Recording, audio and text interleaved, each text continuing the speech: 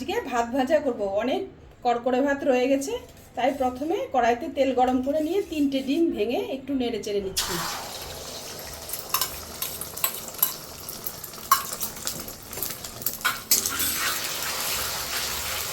সাথে একটু নুনও মিশিয়ে দিচ্ছি।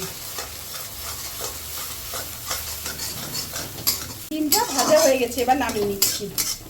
তেল গরম হয়ে গেছে, এবার জিরে আর শুকনো লঙ্কাটা ফোড়নে দিয়ে দিলাম।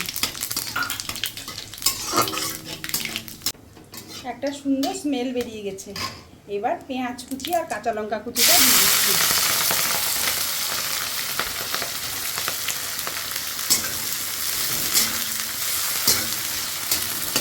সুন্দর মতো একটু ভাজা ভাজা হয়ে এসছে।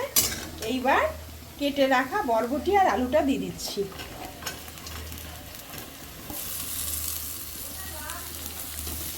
এই বরবটি আর আলু একটু নেড়ে চেড়ে নেব।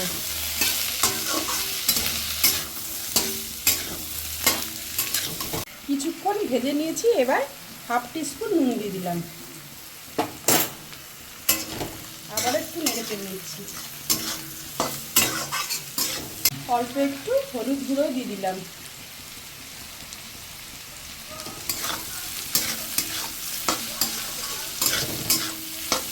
আলু বরবটি খুব সুন্দর করে ভাজা হয়ে গেছে। এইবার কড়কড়ে ভাতটা দিয়ে দিচ্ছি।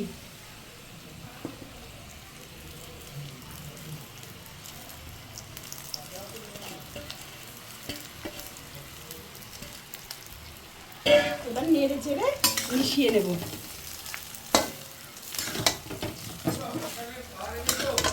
ভাত দিয়ে সব কিছুর সাথে ভালো করে নেড়ে চেড়ে নিয়েছি।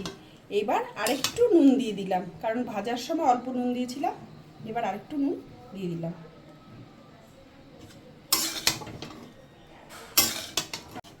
এইবার সব কিছুর সাথে ভাতটা ভাজা হয়ে গেছে ভালো মতো।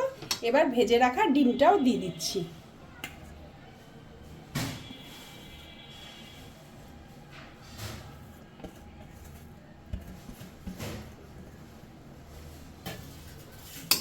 ডিম ভাজাটাও মিশিয়ে নিচ্ছি।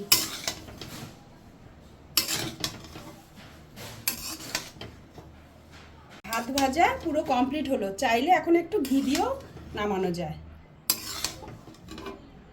তৈরি হয়ে গেল খুব টেস্টি ভাত ভাজা।